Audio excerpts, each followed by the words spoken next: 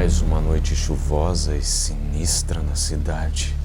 Você está ouvindo o Barão das Sombras. Tem um conto ou um relato de terror? Se tiver coragem de ouvi-lo aqui, basta nos enviar. Agora, pegue os fones de ouvido, apague as luzes e...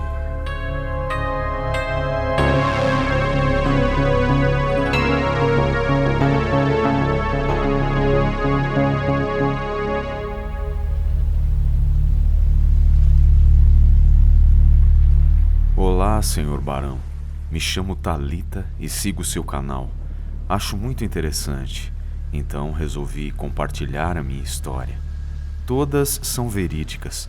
Sou uma pessoa muito sensitiva, além de ser espírita. Então, vou compartilhar 2 delas. Espero que goste. Era fim do ano de 2010. Fomos passar a virada do ano em uma casa de um conhecido do meu namorado em Ilhabela, São Paulo.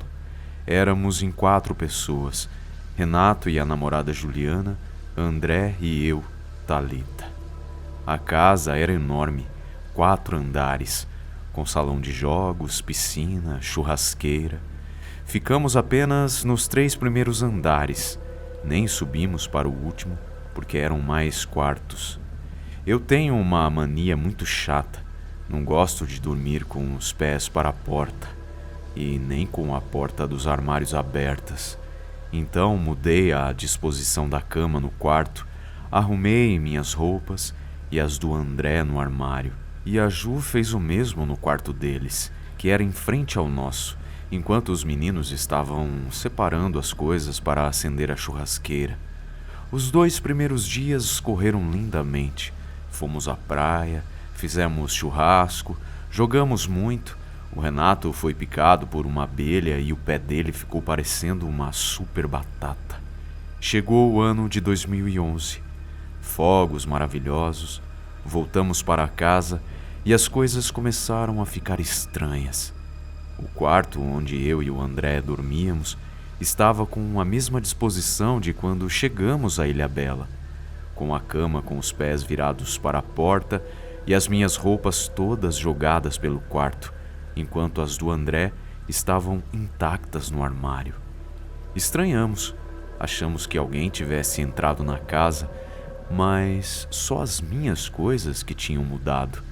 Depois de verificar a casa toda, eu arrumei minhas roupas e deixei a cama onde estava, até porque seriam só mais 2 noites ali. Na manhã do dia seguinte, eu acordei com muito frio e com um roxo no ombro esquerdo.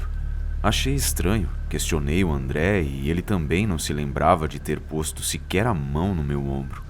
Ficamos em casa esse dia.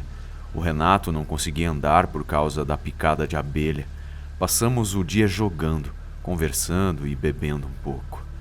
Perto das 22 horas, o André começou a ter um comportamento diferente do normal.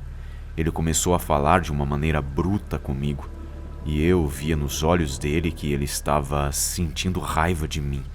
Ele começou a reclamar de dor nas costas e disse que ia deitar. Ele nunca se deitava antes de mim, porque ele roncava alto e eu não conseguia dormir com o barulho. Ele foi para o quarto e eu fui uns 30 minutos depois. Escovei os dentes, soltei o meu cabelo e me deitei no lado esquerdo da cama. A cama estava na frente da porta. O quarto era comprido e atrás de nós estava a janela para uma mini varanda. Tinha uma distância de mais ou menos um braço até a parede do meu lado da cama, o suficiente para eu passar. Em algum momento da noite ou madrugada, eu acordei com um suspiro no meu rosto e senti uma presença me dizendo para ir embora, dizendo que não me queria ali. Só conseguia mexer os olhos. Estava em uma paralisia do sono, onde eu senti perfeitamente alguém em cima de mim na cama. Me pareceu 1 hora, mas passaram apenas alguns segundos até eu conseguir me mover e puxar a mão do André. Em uma questão de segundos, eu gritei. O André acordou e não me sentiu ao lado dele na cama. Foi então que ele pulou da cama e correu para acender a luz do quarto. Eu nunca mais vou me esquecer do olhar dele de medo, susto pavor. Eu estava sobre a cama, encostada na janela, sem sequer tocar na cama. Era como se alguém estivesse me segurando pelo pescoço e me levantando a ponto de eu não conseguir encostar os pés na cama. Estava suspensa. Durou no máximo 10 segundos. E então me soltaram e eu caí na cama, assustada e sem ar nenhum.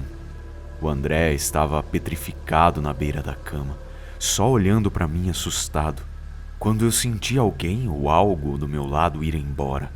E conforme eu olhei para o André, segundo essa presença com o olhar, o André ficou branco e arrepiado. E foi então que ele disse a frase: "Acabou de passar por mim, não foi?" Eu disse que sim com a cabeça. E em menos de 30 minutos estávamos todos dentro do carro, indo embora para São Paulo de novo. Nunca mais tocamos no assunto. Nunca mais voltei àquela casa. Acho que nem ele. Ele era completamente cético. Eu não. Eu sempre ouvi vozes, vi coisas, pessoas, senti presenças. Cada um viveu sua vida de forma separada. Eu continuo não dormindo com os pés para a porta e com nenhuma porta do armário aberta. Mas eu tenho mais uma história para te contar, Sr. Barão. Em 2016, a minha mãe tinha feito uma cirurgia de remoção do útero. Na época, morávamos só nós duas em um apartamento grande em Sintra, Portugal. A vida da minha mãe sempre foi bem sinistra. Ela teve 2 noivos que faleceram antes de estar com o meu pai. O pai dela faleceu quando ela ainda era nova também. Sempre foi meio que rodeada de morte. Um desses noivos em particular, o primeiro, o Nicão, teve um acidente de moto. Não sei direito como aconteceu. O que sei é que depois do acidente, ele ficou meio louco, com a cabeça desfigurada.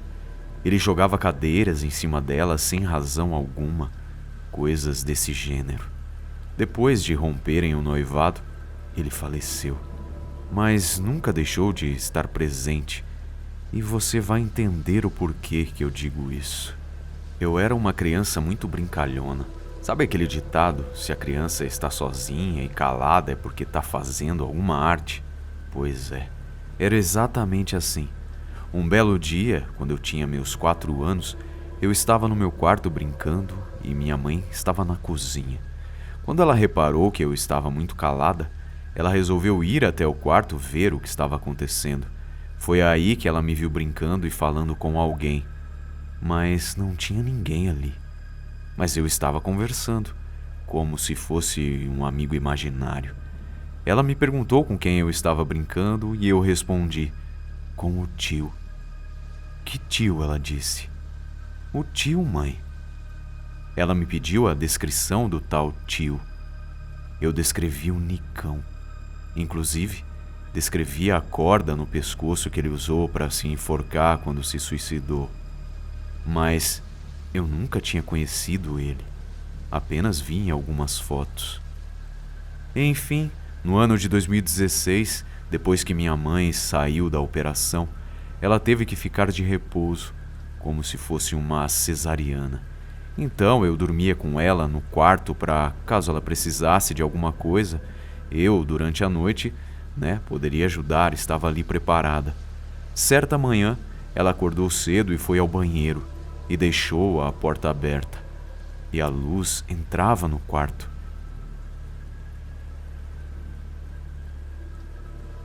Diretamente para o pé da cama. Foi então que eu acordei com uma mão no meu pé, por cima da colcha.